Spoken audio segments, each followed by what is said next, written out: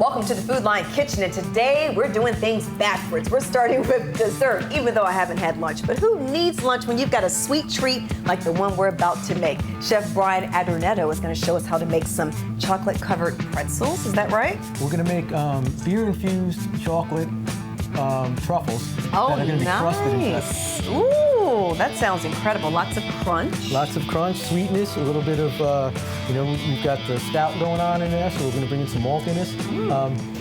Beer and pretzels go great together.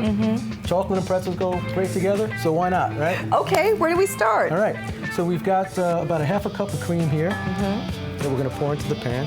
Would you mind popping open the beer for us? You got it.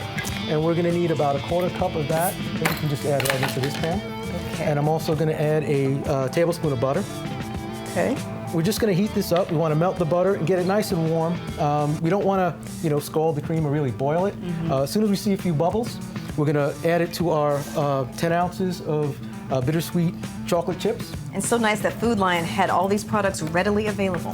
And the chips are great because you don't have to chop the chocolate, make a big mess, and get it all over your cutting board. All right. So we're also going to add the stout into the mix, right?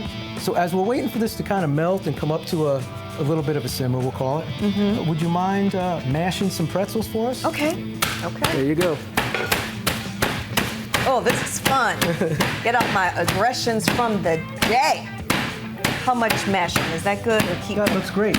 That looks great because we want to be able to get a little bit of the crunch and a little bit of the saltiness, so we can just add those to some of the ones we already did. Okay. Okay, I see bubbles. That's it, and that's all we want, right? Not too much. And we're gonna start. We're gonna pour this right over, get all of that hot cream and beer. Wait till you get a whiff of this. All right.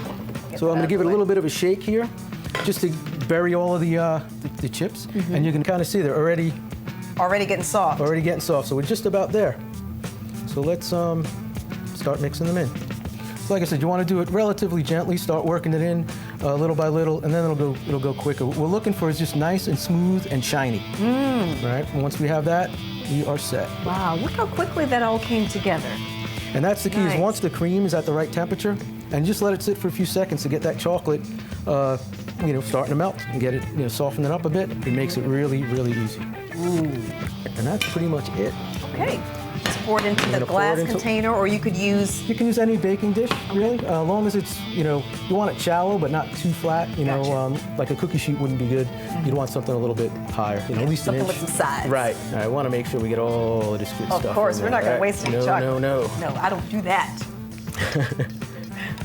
All right. Then we're just going to kind of give it a little wiggle.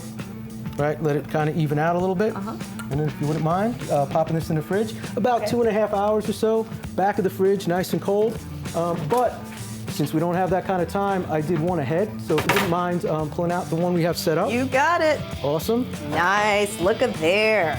And that's what it'll look like after a couple hours. Ooh. Right? So I've got a teaspoon, measuring teaspoon. Okay. And I'm going to scoop out kind of the size of like a nice plump cherry. It is a little bit messy when you start rolling these, right? Because the chocolate's going to start melting and all of that good stuff. So you get it. That means when I'm done, I can lick my fingers. That's it. Finger licking good. Yes. Not in between, but once I'm done. Once you're done. Yes, I did wash my hands, so we got to stay clean in the kitchen. All right. So that's it. It doesn't have to be perfect, and you can see how it's melting and softening already. So I'm going to plop that in, and if you can just kind of roll it around and coat them up. Ooh. Just put it on the tray here. And if they want to be stubborn, you can always push a few in. But you can see this is a messy job, so you want to do this before the guests arrive. I can't take it anymore, Brian. Have one, please do. This one is for me. All right. I hear that crunch. Happy dance. That's what chefs love to see, the happy dance. Wow. This is good. Thank you. This is really good. Okay, I'm going to say goodbye. Okay. So I can finish eating.